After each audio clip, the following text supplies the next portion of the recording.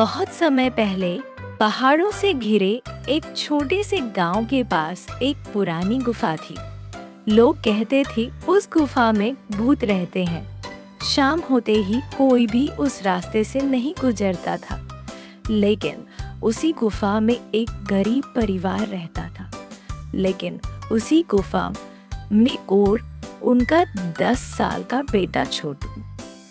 रामू पहले गांव में मजदूरी करता था, लेकिन एक भयंकर तूफान में उसका घर टूट गया। धीरे धीरे हालात इतने खराब हो गए कि रहने के लिए कोई जगह नहीं बची। मजबूरी में उन्हें उस सुनसान गुफा में आकर रहना पड़ा। गुफा ठंडी थी, दीवारों से पानी टपकता रहता था और रात को अजीब अजीब आवाजें आती थीं। फिर भी सीता हमेशा मुस्कुराकर कहती, गरीबी से डरना नहीं चाहिए, मेहनत से हर अंधेरा खत्म हो जाता है।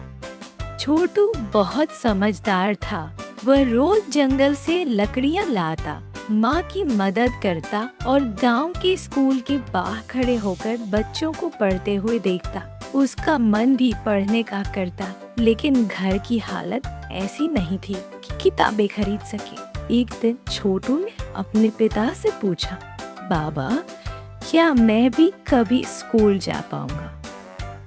रामू की आंखें भर स्कूल जा, सच्चे स्कूल में पढ़ता।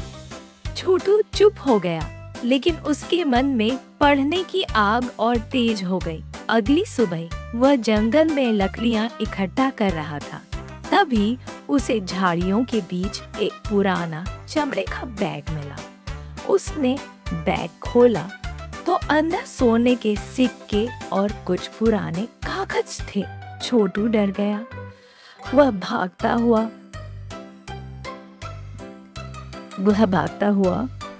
गुफा में। रामू और सीता भी हैरान रह गए। इतने सारे सोने के सिक्के उन्होंने कभी नहीं देखे थे। रामू बोला, भगवान ने हमारी सुन ली। लेकिन तभी सीता ने कहा, ये हमारा नहीं है, किसी का खोया हुआ सामान है। रामू थोड़ी देर चुप रहा। उसके मन में लालच जागा। उसने सोचा, अगर ये पैसा रख ले तो हमारा जीवन बदल जाएगा। उसने सोचा, लेकिन छोटू बोला, माँ सही कह रही है बाबा, अगर ये हमारा नहीं है तो हमें लौटा देना चाहिए। रामू अपने बेटे की बात सुनकर शर्मिंदा हो गया। अगले दिन वे तीनों गांव पहुंचे और मुखिया को सारी बात बताई। मुखिया ने बैग देखते ही कहा, अरे ये तो शहर के व्यापारी मोहनलाल की वहाँ। उसने बैग डाली, मोहनलाल का बैग है। वो कई दिनों से इसे ढूंढ रहा था। कुछ देर बाद व्यापारी।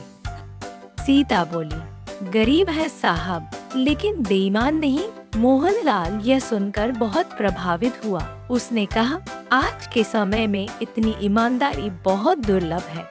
उसने इनाम के तौर पर उन्हें बहुत सारे पैसे देने चाहे।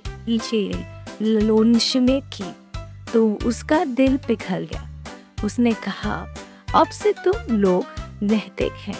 तो उसका दिल पिघल गया। उसने कहा, अब से तुम गुफा में के